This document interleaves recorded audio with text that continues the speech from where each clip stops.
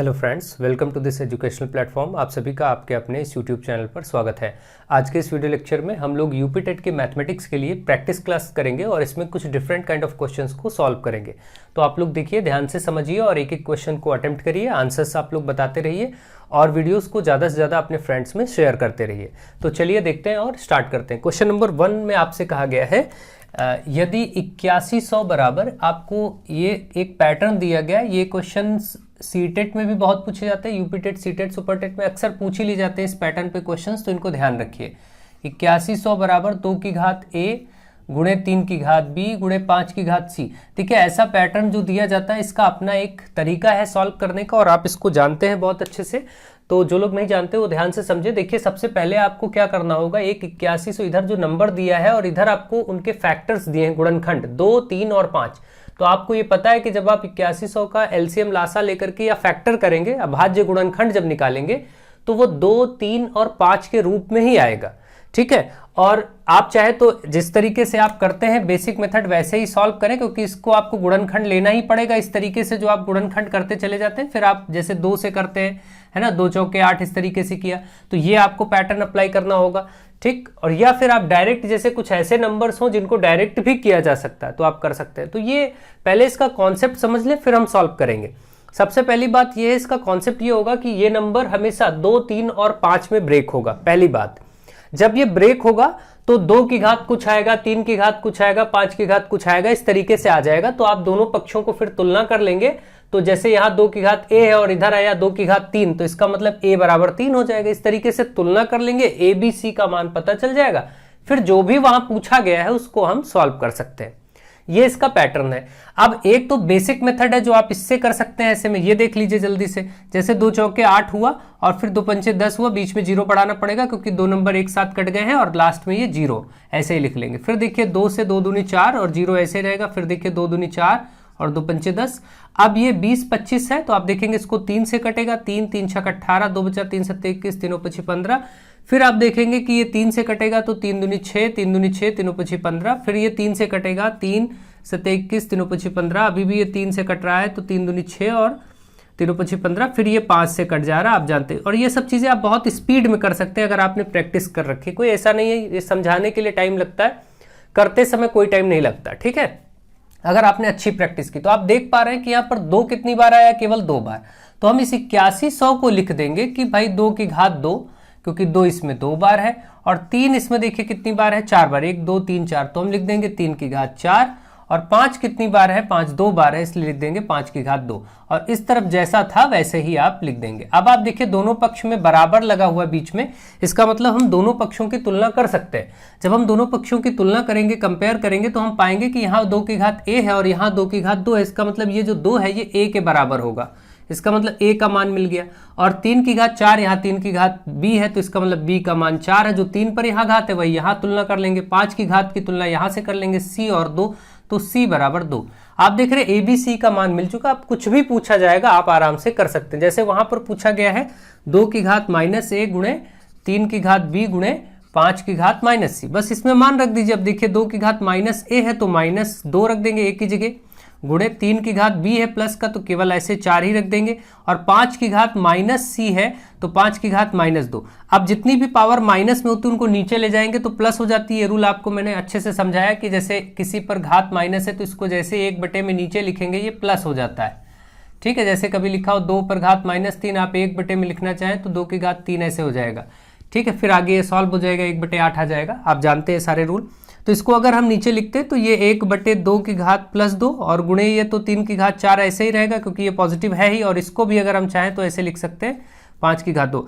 अब बहुत आसानी से 3 की घात 4 ऊपर है, केवल नीचे ये 2 संख्याएं आ गई। 3 की घात 4 का मतलब 3 गुणे 3 गुणे 3 गुणे 3 मतलब 81 हो जाएगा। और 81 और नीचे 2 दूनी 4 और 25 चौके 100।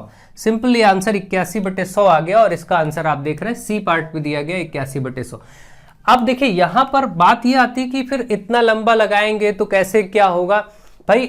अब आप इसको इतना लंबा क्यों सॉल्व करेंगे? क्या आप वहां ऐसे लिखने बैठेंगे? क्या ये सब चीजें करेंगे? नहीं करना, ये तो हमें आपको समझाते समय करना है। अब अगर आपको अप्रोच कर दी तो आप देखिए और क्या अप्रोच कर सकते हैं। देखिए टाइम बचाना, ये तो क्वेश्चन को समझना और कॉन्सेप्ट समझना जरूरी था। अब इसके बाद देखिए आपको टाइम सेव करना तो खुद ही आना चाहिए। टाइम सेव करना आपको खुद आना चाहिए। अब ये तरीका है कि ऐसे नंबर्स अगर मिल गए तो हमें मालूम है ये 81 और यहाँ पर 2 जीरो, मतलब हम क्या कर सकते हैं 81 को हम 9 गुणे 9 में ब्रेक कर सकते हैं, ठीक है। या हम जानते हैं कि 81 को 3 की घात 4 कहा जा सकता है। बहुत ही आराम से आप इसको 81 को 3 की घात 4 डायरेक्टली भी जो लोग जानते हैं वो लिख देंगे। और अब देखिए 100 बचा, तो 100 को ब्रेक करना बहुत ही आसान है भाई। 100 को पहले 2 से करेंगे 50 आएगा, हमें मालूम है, फिर 2 से करेंगे 25 आएगा, और फिर 25 को हम 5 गुणे 5 बोल देंगे। देखिए ये ब्रेक हो गया, आपको करना ही नहीं पड़ा, समय बच गया। अगर आप ऐसे नंबर्स को जानते हो तो 3 की घात 4, 2 की घात 2 और 5 की घात 2, ये देखिए आपका ये ब्रेक हो गया। और फिर हम यहाँ पर ABC डायरेक्ट, हम क्या लिखने थोड़ी ना बैठेंगे, हमें पता चल गया कि जो A पर घात है वही हमारा 2 है, जो B पर घात है वही हमारा, जो 3 पर घात है वो B है, और जो C यहाँ पर दिख रही है। तो ये सारे नंबर्स आपको मिल गए, फटाफट वैल्यू रखी होगी, आपको कैलकुलेट करने की जरूरत नहीं है। जब आप सही तरीके से सीखेंगे तो आप उसमें समय बचा पाएंगे और उसको कर पाएंगे ढंग से। और ये सब चीजें आती हैं प्रैक्टिस से, अभ्यास से, ठीक है। तो आपको जरूरत होगी प्रैक्टिस करने की, और बाकी तो मैंने तरीका आगे बता ही दिया कि कैसे इस प्रश्न को सॉल्व किया जाएगा, ठीक है। चलिए आगे बढ़ते हैं। नेक्स्ट क्वेश्चन आपके सामने देखिए, क्वेश्चन नंबर 2। इसमें कहा गया है 2 की घात 50, ठीक है, और 3 की घात 40, इसके बाद है 4 की घात 30, और क्या है 5 की घात 20। अब ये प्रश्न आपको बोला गया इसमें सबसे बड़ी संख्या है, सबसे छोटी संख्या बताना है। तो जाहिर सी बात है इसमें हमें क्या करना होगा, पहले अगर ये देखिए, अब यहाँ ये बता नहीं सकते कि 2 को 50 बार गुणा करेंगे तो क्या आएगा। 3 को 3 पर घात 40 का मतलब 3 गुणे 3 गुणे 3 गुणे 3 करते करते 40 बार, तो गुणा करना भी बहुत जटिल प्रक्रिया है, बड़े बड़े नंबर्स आएंगे, ये आसान बात नहीं हो सकती। यानी इनको कैलकुलेट करके तो नहीं बताया जा सकता। अब हमें कुछ बेसिक रूल समझने होंगे। तो उसमें ये होगा, अगर हम घातें समान हो, जैसे हम ये जानते हैं कि अगर 2 पर घात हम यहाँ पर लिख दें कि भाई 2 पर घात 5 है, तो आपको मालूम है कि 2 पर घात 5, चलिए छोटा नंबर ले लेते हैं, अगर मान लेते हैं 2 पर घात 3 है तो कितना आएगा 8, और यही चीज 3 पर घात 3 है तो कितना आएगा 27, 4 पर घात 3 है तो 64। आप देख रहे हैं कि अगर घातें समान है, घातें समान हो जाए तो अगर नीचे का जितना बड़ा नंबर होगा वो संख्या उतनी ही बड़ी होगी। क्योंकि देखिए 2 की घात 3 8 आया, 3 की घात 3 27 आया, 4 की घात 3 64 आया, ऐसे 5 की घात 3 125 आएगा। आप समझ पा रहे हैं कि अगर घातें समान है तो अगर यहाँ बेस में जो नंबर आधार में है, ये जो जितना बड़ा नंबर होगा वो संख्या उतनी ही बड़ी होगी, जो जितना छोटा होगा वो उतनी छोटी होगी। तो इसका कॉन्सेप्ट तो ये हो गया। अब आपने कॉन्सेप्ट पर ध्यान दे लिया कि हाँ कॉन्सेप्ट ये, पावर अगर बराबर हो तो आराम से बताया जा सकता है बड़ा छोटा। तो ये कॉन्सेप्ट सीखने के बाद अब हम अप्लाई करते हैं क्वेश्चन में। यहां पर अगर हम चाहें तो इसको ऐसे बोल सकते हैं, 2 की घात 5 गुणे 10 कह सकते हैं, इस चीज को कह सकते हैं 4 गुणे 10, 40 को यहां पर कह सकते हैं 3 गुणे 10। सब 10 के गुणज है, देखिए 20 30 40 50 था तो सब 10 के गुणज थे, हमने 10 के गुणज में लिख दिया मल्टीपल में। अब क्या होगा, 2 की घात 5 ऐसे रहने दे, बाहर घात 10, 3 की घात 4 ऐसे रहने दे, बाहर घात 10, 4 की घात 3 ऐसे रहने दे, बाहर घात, सब पर घात में पावर में जो 10 है उसको बाहर रखें। अब बहुत इजीली आप कर सकते हैं खत्म। अब आप डायरेक्ट बता सकते हैं, जैसे कि आपको मालूम है 2 की घात 5 होता है 32, 32 पर घात 10 हो जाएगी। 3 की घात 4 अभी आपने देखा 81, 81 पर घात 10 हो जाएगी। 4 की घात 3 64 होता है, 64 पर घात 10 हो जाएगी। और 25, 25 पर घात 10। आपको कौन सी संख्या सबसे बड़ी दिख रही, जाहिर सी बात है ये वाली संख्या दिख रही। तो ये किसका बदलता हुआ रूप है, आप देख लीजिए ये वाला है। तो ये आपका आंसर हो गया सी पार्ट। 3 क्या है 4 की घात 30, 4 की घात 30 यहाँ पर डी पार्ट में सबसे बड़ी संख्या आपके पास 4 की घात 30 वाली है, जिसको हमने बदल के देखा है। हो गया आपका आंसर। तो इस प्रकार से आपको यहाँ पर समझना है चीज़ों को। सॉरी 4 की घात 30 नहीं था, ये दूसरे नंबर का था, गलत हो गया। आप देखेंगे ये जो संख्या है सेकंड नंबर की है, सेकंड नंबर ये, सेकंड नंबर आपका ये है, ठीक है 3 की घात 40। तो आप क्या करेंगे 3 की घात 40, सी पार्ट इसका राइट आंसर हुआ, ठीक है। तो इस तरीके से आप इसको बहुत अच्छे से कर पाएंगे, कोई दिक्कत की बात नहीं। और ये सब करने की जरूरत आपको नहीं है। जब आप देखिए सॉल्व करेंगे, आपको इस क्वेश्चन में अप्रोच करनी है, तो आप क्या करेंगे, क्या आप इस तरीके से ब्रेक करेंगे, नहीं, यही सोच लेंगे 2 की घात 5 गुणे 10, 4 गुणे 10, 3 गुणे 10। तो 2 की घात 5 को हम 32 कर लेंगे, 3 की घात 4 को 81 कर लेंगे, 4 की घात 3 को 64 कर लेंगे, इसको 25 कर लेंगे। कौन सा बड़ा, ये वाला बड़ा, खत्म, इतने में टिक। कुछ करने की जरूरत नहीं है ऐसे क्वेश्चंस। हमें आपको कॉन्सेप्ट समझाना है, सिखाना है, इसलिए हम आपको ये लॉन्ग प्रोसेस 4-5 स्टेप में करके नहीं बताएंगे, तो आप समझ नहीं पाएंगे। अरे बहुत सारे स्टूडेंट नहीं समझ पाएंगे, ठीक है। तो इसलिए ऐसा होता है, आपको समय बचाना आना चाहिए और हर जगह आपको समय बचाना है। इसीलिए मैं आपको बता भी रहा हूं कि कैसे आप टाइम सेव कर सकते हैं, ठीक है। और ये सब बेसिक चीज़ों में टाइम सेव किया जा सकता है, कोई बड़ी बात नहीं है। जब आप अभ्यास करेंगे, प्रैक्टिस करेंगे तो टाइम बचेगा। नेक्स्ट, दो भिन्नों का गुणनफल 14/15 है और उनका अनुपात 35/24 है। दो भिन्ने हैं, तो भिन्ने हम कुछ भी मान सकते हैं भाई कि एक भिन्न A/B है और एक भिन्न C/D है, मान लेते हैं। दो भिन्ने हैं, एक इनका गुणनफल, तो जब इनका गुणनफल कहेगा तो A/B और गुणा करना होगा C/D, इन दोनों का गुणनफल दिया गया कितना, 14/15, ठीक है, ये बात हो गई। और फिर कहा गया इनका अनुपात। अनुपात का मतलब एक तरह से भाग देना है ना। अनुपात का मतलब जब दो संख्याओं को हम बोलते हैं कि 8:2, तो हम 8/2 कह सकते हैं, फिर वो काट के भाग के रूप में आ जाता है। अनुपात सामान्यतया भाग ही होगा। तो अगर हम इन्हीं को भाग करते हैं, दो भिन्नों को ऐसे भाग कर दें, अनुपात का मतलब ऐसे बटे में लिखेंगे, तो आपको मालूम है कि ये चीज क्या हो जाती है, A/B, और फिर ये नीचे वाली फ्रैक्शन ऊपर जाकर के D/C पलट जाएगा, है ना। तो इसका मान दिया हुआ कितना, अनुपात का 35/40।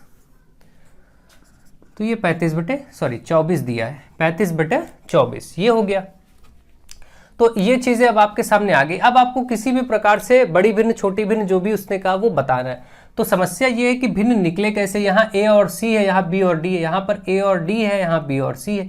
अगर अब आप देखिए, ध्यान दीजिए, तो ये आपका AC और बटे BD था। अगर हम इसको गुणा कर दें इससे AD/BC से, तो इससे होगा क्या, C और C कट जाएगा, D और D कट जाएगा। तो आप देखेंगे A और A ऊपर यानी कि A² बचेगा और नीचे B और B² बचेगा गुणा करने से। तो इधर गुणा किया तो इन संख्याओं को भी गुणा करना पड़ेगा जो ये दोनों थी। तो आप देखेंगे 14/15 गुणे 35/24 कर लीजिए। फटाफट इसको सॉल्व कर दीजिए। 5 से 5 7 35, 5 3 15 और 2 7 14, 2 12 दूना 24। अब ऊपर हो गया 49, नीचे 12 3 36, 49/36। इधर वर्ग है। अब बताइए 49 और 36 अगर है तो जाहिर सी बात है वर्ग जो है वो इस पे वर्गमूल हो जाएगा। अब ये स्क्वायर आप हटेगा दोनों से तो इस पे वर्गमूल हो जाएगा और ये 7/6 आ गया। A/B का मान तो 7/6 आ गया और ये आंसर आपका बी पार्ट में। लेकिन अब समस्या ये बड़ी और छोटी जो बात की गई थी, इसके लिए आपको देखना है कि हो सकता है कहीं, अब इसमें देखिए इससे बड़ी संख्या और कोई है, चेक कर लीजिए। तो आप इसको भी ऐसे भी चेक कर सकते हैं चारों ऑप्शन में, अदरवाइज आप फाइंड भी कर सकते हैं, कोई दिक्कत नहीं। अब आपका A/B आ गया है तो देख लीजिए भाई, ये देखिए A/B आ गया, हम यहां रख दें या फिर यहां रख दें, कहीं भी रख दें। चलो समीकरण 1 में मान रखते हैं, समीकरण 1 में इसका मान रख के चेक कर लेते हैं। A/B की जगह 7/6 रखेंगे, देखिए यहां पर, फिर गुणा था, गुणा लिखेंगे, C/D ऐसे ही, और ये 14/15। अब C/D आप निकाल सकते हैं, 7/6 उधर जाएगा 14/15 के साथ, तो 6/7 हो जाएगा। अब आराम से 7 एकम 7, 7 दूनी 14, 2 3 6, यहाँ पर देखिए सॉरी 3 दूनी 6 और 3 5 15। तो आप देख रहे हैं 4/5, 4/5 आया दूसरी भिन्न। यहाँ देखिए ऑप्शन है, इसका मान 0.8 है और इसका मान 6 और 7 यानी कि लगभग 70/6 जब आएगा तो दशमलव में 10.1011 आएगा। तो इसका मतलब क्या है, ये वाली संख्या ही बड़ी। सिंपल सी बात है, इसका दोनों को भाग करके देख लीजिए। यहाँ 0.8 ही आ रहा है भाग करने पर, और यहाँ पहले 1 पॉइंट समथिंग आ रहा है, 1 पॉइंट समथिंग 0.8 से बड़ा है। सिंपल सी बात है, ठीक है। तो इस तरीके से आप समझ पा रहे हैं कि बड़ी भिन्न वही हुई। तो आपको ये सब प्रैक्टिस करना होगा। कुछ और एक बात और याद रखिए, हमेशा क्वेश्चन पेपर में 2 4 5 क्वेश्चन ऐसे जरूर होंगे जो थोड़ा सा लेंदी ही होंगे, उसमें कोई ट्रिक काम नहीं करेगी, आपको लगाना ही पड़ेगा, ठीक है। तो ये बात हमेशा ध्यान रखें, हर पेपर में 4 5 क्वेश्चन ऐसे मिलेंगे जो कि लॉन्ग होंगे। तो उसके लिए होता यह है कि जो आपका पूरा सेक्शन होता है उसमें आप कहीं से, हर जगह से समय बचाएंगे। जैसे EVS से समय बचाएंगे, बाल विकास से समय बचाएंगे, हर जगह हिंदी के क्वेश्चन से, क्योंकि वहाँ जो चीज़ आती है फटाफट टिक करेंगे, नहीं आती तो आगे बढ़ जाएंगे। तो उन सब जगहों से, सेक्शन से अपना समय बचाएंगे और मैथमेटिक्स में समय आपको लगाना पड़ेगा। तो ये सब काम आपको करना होगा और ये स्मार्ट स्ट्रेटजीज आपको आनी चाहिए। अच्छे तरीके से कार्य करेंगे तो कर पाएंगे। नेक्स्ट क्वेश्चन नंबर 4, यदि m तथा n पूर्ण संख्याएं हैं तो आपको बोला गया m की घात n का मान 121, यानी आप ये जानते भी हैं कि 11 की घात 2 करने पर 121 आता है। तो इसका मतलब अगर इसको हम m और n से तुलना करें तो m नीचे है यानी m का मान 11 हो जाएगा और ऊपर घात में 2 है, यहाँ घात में n है, इसका मतलब n का मान 2 हो जाएगा। भाई 121 को आप क्या लिख सकते हैं, आप इधर ही चाहे तो यहाँ लिख दें, जैसे यहाँ पर दिया था m की घात n बराबर 121, हम इस 121 को लिख दें 11 की घात 2। अब दोनों पक्षों में तुलना कर लीजिए। अगर आप दोनों पक्षों में तुलना करेंगे तो साफ साफ आपको दिख रहा है कि m आपका 11 और n आपका 2 मिल गया। अब आपसे कहा क्या गया है n की घात m, n की घात m का मतलब हुआ 2 की घात 11, n का मान 2 था, 2 उल्टा हो जाएगा और 2 की घात 11 को आप डायरेक्ट कर सकते हैं। देखिए 2 की घात 5 तक तो आप 6 तक तो आपको ऐसे ही आता है, आगे गुणा कर लीजिए। देखिए 2 की घात 6 तक आपको 64 पता है, 7 तक भी लोगों को पता होता है 128। तो मान लीजिए 2 की घात 7 आपको पता है यहाँ तक कि 128 होता है। इसके बाद इसको डबल करते चले जाइए, 2 की घात 8, इसका डबल कितना होगा, 8 बार करने के लिए इसका डबल होगा तो आपका 216 हो जाएगा। ठीक है, 128 256 हो जाएगा, 256 का डबल करेंगे तो 512 हो जाएगा 9 बार में, 512 का डबल करेंगे 1024 10 बार में हो जाएगा। 1024 का डबल और कर दीजिए तो 1024 का डबल आपका 2048, ये सी पार्ट 11 नंबर ये आपका आ गया। देखिए ठीक है, तो इस तरीके से आप फटाफट 2 की घात में 10 11 तक पावर आप ऐसे ही डायरेक्ट ओरली कर सकते हैं, कोई दिक्कत नहीं है। ठीक है, डायरेक्ट भी कैलकुलेट उंगलियों पर भी कर सकते हैं, ऐसी कोई दिक्कत की बात नहीं कि 2 एकम 2 दूनी 4 दूनी 8, 8 से फिर क्या होगा 16, 16 से 32, 32 से 64, 64 से 128, 128 से 256, 256 से 512, 1024, 2048 और 2048 के बाद 12 होगा तो 4096। ये कैलकुलेशन आप ऐसे ही कर सकते हैं। तो इस प्रकार से आपका ये क्वेश्चन हो गए। अब चलिए आगे बढ़ते हैं, कुछ और प्रश्नों को सरल करते हैं और उन्हें देखते हैं। अब आपके सामने क्वेश्चन नंबर 5 में बोला गया, देखिए किसी वृत्त की परिधि एवं वर्ग के परिमाप बराबर है। मतलब वृत्त की परिधि का सूत्र आप सभी जानते हैं कि वृत्त की परिधि होता है 2πr और ये बराबर किसके है, वर्ग के परिमाप, और वर्ग का परिमाप होता है 4a, मतलब 4 गुणे भुजा, तो हम इसको 4a लिख देते हैं। ये बराबर है तो बराबर कर दिया। अब देखिए यहां से आप चाहे तो a का मान निकाल सकते हैं, मतलब वर्ग की भुजा निकाल सकते हैं। तो यहाँ देखिए 2πr है ही, बटे में 4 हो जाएगा तो ये a आ जाएगा, 2 एकम 2, 2 दूनी 4। इसका मतलब जो वर्ग की भुजा है वो आई πr/2। सिंपली आपको वर्ग की भुजा भी मिल गई। अब आपसे कहा गया उनके क्षेत्रफलों का अनुपात बताइए। ठीक है, तो पहले वृत्त की चर्चा है तो वृत्त का क्षेत्रफल ऊपर लिया जाएगा। ध्यान रखें जैसे चर्चा लिखा गया हो, वृत्त की परिधि पहले है वर्ग बाद में है, तो वृत्त का क्षेत्रफल पहले लीजिए ऊपर और वर्ग का नीचे लीजिए। तो वृत्त का क्षेत्रफल हमें दोनों क्षेत्रफलों का अनुपात बताना, तो बटे करना पड़ेगा, और वर्ग का क्षेत्रफल तो इसको नीचे लेना पड़ेगा। आपको मालूम है कि वृत्त का क्षेत्रफल होता है πr² और वर्ग का होता है भुजा का स्क्वायर। अब आप सिंपली πr² ऊपर है ही, नीचे देखिए भुजा a का मान आ गया था πr/2 और इसका करना पड़ेगा स्क्वायर। बस इसी को सरल कर दीजिए, हो गया काम आपका। πr² बटे ये हो जाएगा πr²। ठीक है, यहाँ पर πr/2 था तो आप इसको लिखेंगे π²r² और बटे में 2। ठीक है, 2 का वर्ग हो जाएगा 4। बस ठीक, इसको देखेंगे r² कट जाएगा, 1 से 1 पाई कट जाएगा, 1 पाई बचा। तो आप देखें तो ऊपर बचा 1 और नीचे वाले में आपका बचा π/4। तो अब आप इसको पलट देंगे तो 4 ऊपर 4/π हो जाएगा और 4/π का मान होता है 22/7, तो 4 गुणे 7/22 ऐसा आ जाएगा। 4 2 दूनी 4 और 2 11, इसका मतलब 14/11। देखिए ये आंसर हो गया 14/11 और 14:11 आपको सी पार्ट में दिया गया है। तो इस प्रकार से आप इसको सरल कर देंगे बस। ठीक है, जैसे ही आप इसको सब चीज़ें समझेंगे कि क्या है, क्या बोला गया है, और आप आराम से उसको कर पाएंगे। ठीक है, तो ये आपका क्वेश्चन हो गया। आगे बढ़ते हैं। नेक्स्ट बोला गया कि गणित को समझने की प्रकृति होनी चाहिए कैसी, क्या कठिन होनी चाहिए। किसी भी भाषा को, किसी भी विषय को समझने के लिए उसको कठिन होना तो आवश्यक नहीं है, ये बात आप जानते हैं। किसी भी चीज़ की प्रकृति को समझने के लिए कठिन नहीं होना चाहिए, एकदम सरल भी नहीं होना चाहिए। आप ये भी नहीं कह सकते कि कोई चीज़ एकदम सरल ही है।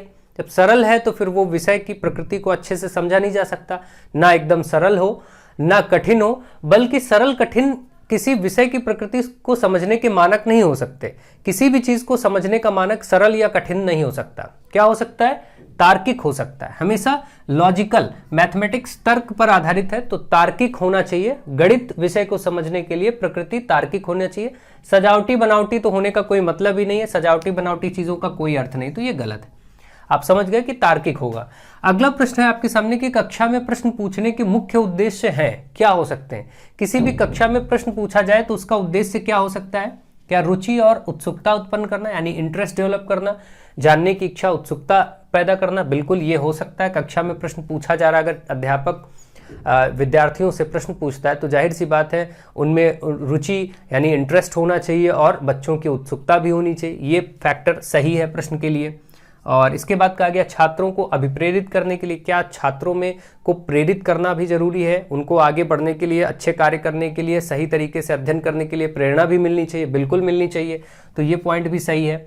और पूर्व ज्ञान के परीक्षण के लिए प्रश्न पूछने से क्या होगा कि अगर प्रश्न पूछा जाएगा तो ये भी पता चलेगा किस विद्यार्थी का क्या स्तर है और उसने क्या पढ़ाई की है, उसके पूर्व ज्ञान का परीक्षण भी होगा, बिल्कुल ठीक है। तो इसका मतलब उपरोक्त सभी, ये तीनों ही सही है, तो आप डी पार्ट को टिक करेंगे कि इस प्रश्न का सही आंसर हुआ डी पार्ट, उपरोक्त सभी। ठीक है।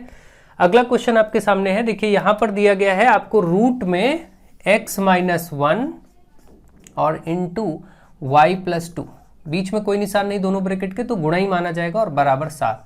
देखिए ऐसे प्रश्नों को मैं यही कहूंगा कि आप बहुत ही सिंपली ऑप्शन से डील कर लीजिए, ज्यादा बेहतर होगा कि आप ऑप्शन का प्रयोग करें। अगर आप ऑप्शन का प्रयोग करते हैं तो यहाँ पर 8 और 5 है, तो सामान्य रूप से अगर मैं x और y आपको बताना है, इसको x और इसको y मानूं, ऐसे ही x और y इन सबको मान लिया जाए, तो चेक करते हैं 8 और 5 को। यहाँ 8 रखेंगे, 8 में से 1 जाएगा, 7 बचेगा। 8 और 5 है ना, यहाँ 8 रखेंगे x की जगह, -1 करेंगे, 7 बचेगा, गुणे यहाँ देखिए y+2, y का मान 5 है तो 5 रखेंगे, 5+2 ये भी 7 आ जाएगा, तो ये देखिए ये भी 7 आ गया। तो 7 7 49 और 49 का वर्गमूल 7, बिल्कुल ठीक। देखिए यही आंसर सही हो गया भाई, ये 49 आएगा और वर्गमूल करने पर 7 आ जाएगा और इधर बराबर 7 था, तो पहला ही ऑप्शन सही हो गया। इसी प्रकार से आप बस केवल इसको चेक कर लेंगे, क्योंकि और अगर आप ऐसे प्रश्नों को सरल करने लगे तो बहुत लंबा होगा। अब देखिए एक ही बहुत कुछ ही सेकंड्स में इसका आंसर हो जाएगा अगर आप चेक करेंगे। अब अगर आप सॉल्व करते तो क्या करते, तो दोनों पक्ष में वर्ग करना पड़ता। देखिए x-1 गुणे y+2, समझ सब चीजें लीजिए, और जब वर्ग करेंगे तो इधर से वर्गमूल हट जाएगा, या ऐसे समझ लीजिए कि वर्गमूल उधर जाएगा तो वर्ग हो जाएगा, घात 2, ऐसा कर लीजिए। तो अब आपको इनको गुणा करना पड़ता, फिर बहुत लंबी प्रक्रिया होती है और ये बहुत जटिल प्रक्रिया होती है। ऐसे तो सॉल्व भी नहीं होता, ऐसे आप सॉल्व भी नहीं कर पाते, क्योंकि यहाँ पर एक ही वेरिएबल तो है नहीं, दो वेरिएबल है x और y, तो इस तरीके से सॉल्व कर नहीं पाएंगे। सिंपल सी बात है कि इसको सॉल्व करने के लिए लॉजिकल बेस्ड, अभी आपने देखा कि गणित को समझने की प्रकृति तार्किक होती है और यहाँ पर तर्क ही आपका कार्य करेगा। इस प्रश्न को सॉल्व करने के लिए देखिए आपका तर्क ही काम कर रहा है कि ये हम विकल्पों पर आधारित चेक कर लें और 7 आ जाए तो उत्तर हो गया। ठीक है, सिंपल सी बात है।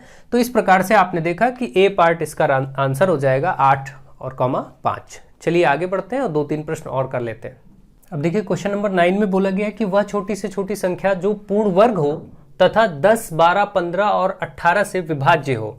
तो ठीक है, देखिए ऐसा एक तरीका ये भी हो सकता है कि हम इनको चेक भी कर सकते हैं, ऑप्शन से भी चेक किया जा सकता है। ठीक है, जैसे कि ऑप्शन से आप चेक करने लगेंगे तो 18 से 1600 नहीं कटेगा, और पूर्ण वर्ग तो ये सभी हैं, हम डायरेक्ट चेक कर लेते हैं। देखिए पहला ऑप्शन हम रखते हैं अपना ऑप्शन से चेक करना, 10 से ये कट जाएगा, 12 से कटने के लिए इसको 3 से भी कटना पड़ेगा और 4 से भी कटना पड़ेगा। आपको विभाज्यता के नियम मैंने पढ़ाए हैं, 1600 को 3 चौके 12 होता, तो 3 से ये नहीं कटेगा जबकि 4 से कट जाएगा। इसका मतलब 12 से कट ही नहीं रही संख्या, और जबकि इन सब से कटना चाहिए, तो ये ऑप्शन एलिमिनेट हो गया, ये हो ही नहीं सकता।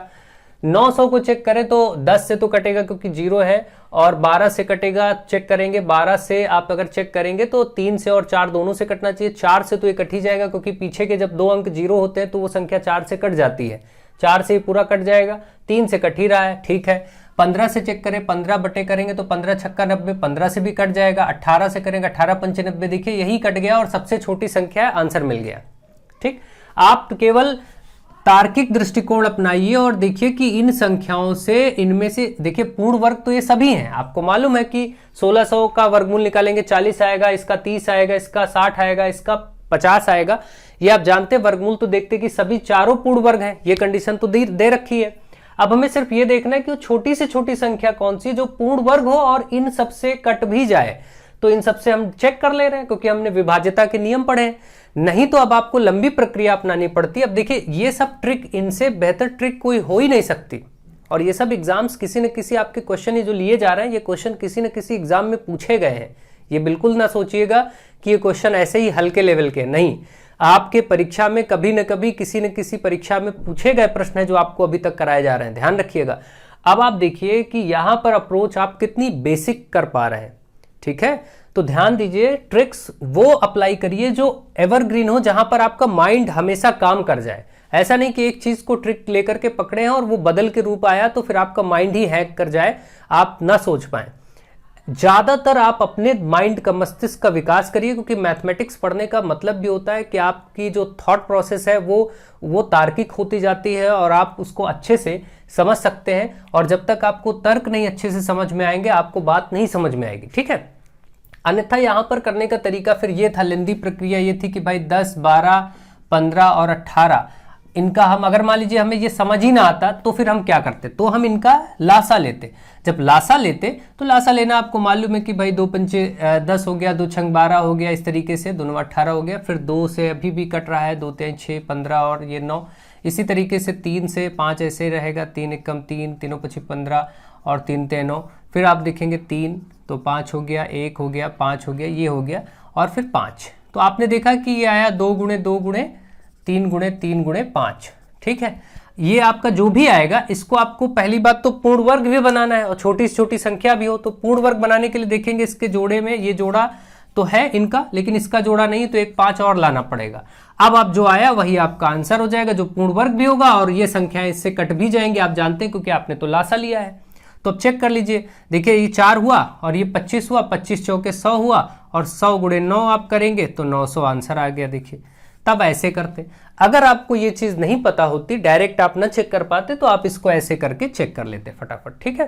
तो आई होप आप दोनों तरीकों को अच्छे से समझ रहे होंगे और ढंग से चीजों को समझ पा रहे होंगे। और ये सभी प्रश्न मैं आपको बता दूं कि ये सभी प्रश्न पूछे गए प्रश्न हैं, कहीं ना कहीं सीटेट में या सुपर टेट में या फिर किसी एग्जाम में पूछे ही गए प्रश्न है जो आपके लिए जरूरी हैं, इसीलिए मैं वैसे ही प्रश्नों की प्रकृति को आपको सॉल्व करवा रहा हूं। नेक्स्ट देखिए, यहां पर आपको दिया गया 4 माइनस 2 माइनस 9 की घात 0 प्लस 3 का स्क्वायर डिवाइडेड बाई 1 प्लस 3, ये किसके बराबर होगा। तो आप सबसे पहले ब्रैकेट सॉल्व करते हैं। ब्रैकेट में कुछ भी लिखा है आप 9 माइनस 2 करके 7 माइनस 7 ये सब करने की जरूरत नहीं है, जितना लिखा है पूरे ब्रैकेट पे घात 0 और किसी भी संख्या पर घात 0 तो उसका मान होता है 1, चाहे कोई भी संख्या क्यों ना हो। अगर ऐसे लिखा है 125 पर घात 0 तो मान 1, बस वो संख्या 0 नहीं होनी चाहिए। संख्या 0 छोड़ के और कोई भी संख्या हो जिस पर घात 0 होगा तो उसका मान 1 होता है। तो ये तो 1 हो जाएगा, देखिए ये 1 हो गया और ये 3 का 9 हो जाएगा। 9 और 1 को भाग करने का मतलब 9 ही बचेगा भाई, 9 बटे 1 करेंगे तो 9 ही रहेगा, मैं 9 ही छोड़ देता हूं इसको लिख के, भाग भी हो गया। अब आप बस इसको सॉल्व कर लीजिए आराम से, कोई दिक्कत नहीं। देखिए 9 9 3 12 12 4 16 में से 1 माइनस होगा 15, ठीक है। 15 आंसर हो गया इसका, जो कि आपको ए ही पार्ट में दे दिया गया है, ठीक है। तो ये बहुत ही आसानी से चीजें सॉल्व हो जाएंगी और ऐसे प्रश्न पूछे जा रहे हैं और ये भी पूछा गया प्रश्न है, तो अच्छे से आप इसको समझिए और सीखिए। नेक्स्ट क्वेश्चन नंबर 11, यदि a बराबर 2, अब देखिए यहां से a बराबर 2, b बराबर 3, c बराबर 0, तो आपको 2 की घात a और बाहर है घात में bc, 5 की घात b बाहर है घात में ac। आपको मालूम है कुछ भी 2 घातें होती हैं आपस में तो वो गुणा हो जाती हैं। जब भी किसी संख्या पर एक घात अंदर हो और एक घात या 2 घात बाहर हो तो इनको आपस में घातों को गुणा कर लिया जाता है। तो ये a और bc का गुणा abc हो जाएगा, मतलब abc लिखने का मतलब हुआ a गुणे b गुणे c, है ना। ये भी 5 पर क्या हो जाएगा, a और b c तीनों है ही गुणा होके, तो abc मतलब a गुणे b गुणे। अब आप देखिए जब c एक फैक्टर 0 है तो ये सब करने की जरूरत ही नहीं थी। ओरल आप इसको पहले ही देखते ही आंसर कर देते कि भाई जब c 0 है तो तीनों का जब गुणा होगा तो कुछ भी होगा, c 0 होगा तो बाद में वो सब 0 ही हो जाएगा। मान लीजिए a और b का गुणा कुछ आया लेकिन c का मान जैसे 0 रखेंगे सब 0 हो जाएगा, तो ऊपर 2 की घात भी 0 हो जाएगा, नीचे 5 की घात भी 0। और अभी मैंने बताया किसी संख्या पर घात 0 तो उसका मान 1 होता है, जैसे 2 की घात 0 का भी मान होगा 1 और 5 की घात 0 का मान भी 1 होगा, तो 1 बटे 1 मतलब 1। तो फाइनली आंसर आपका क्या हुआ, बी पार्ट 1, है ना। ध्यान रखें सब बेसिक रूल्स हैं, लगाने की जरूरत नहीं थी इसको, तो मैं समझाने के लिए सॉल्व कर रहा हूं, नहीं तो ये तो देख के ही लग जाएगा कि ABC और C का मान इसमें एक 0 दे रखा तो हमें सॉल्व करना ही नहीं, बात खत्म। अगर C का मान 0 नहीं दिया होता, 1 दिया होता या कुछ और दिया होता तो हम यहां पर ऐसे करने के बाद इस जगह पर a गुणे b गुणे c यहां करते, a गुणे b गुणे c यहां करके गुणा करके फिर आंसर निकालते, ठीक है। तो आई होप आप इसको समझ गए होंगे और ये सारे प्रश्न आपको बेहतर तरीके से समझ में आ गए होंगे। ये 11 प्रश्नों का अभ्यास आज इतना ही रखते हैं और फिर धीरे से अब आपकी क्लासेस का टाइम ड्यूरेशन सब बढ़ जाएगा और अच्छे से आपको रेगुलर बेस पर क्लासेस भी मिलना स्टार्ट हो जाएंगे। लेकिन आप लोग वीडियोस को शेयर ज़्यादा करिए, लोगों को जोड़िए जितने लोग जुड़ेंगे, ज़्यादा से ज़्यादा संख्या होगी, उतने मनोबल के साथ कार्य किया जाएगा और आपको अच्छे से अच्छी, बेहतर से बेहतर प्रैक्टिस कराई जाएगी। सो आई होप आप सबको वीडियोस पसंद आ रहे होंगे, आप लोग शेयर करिए। So thank you to all of you.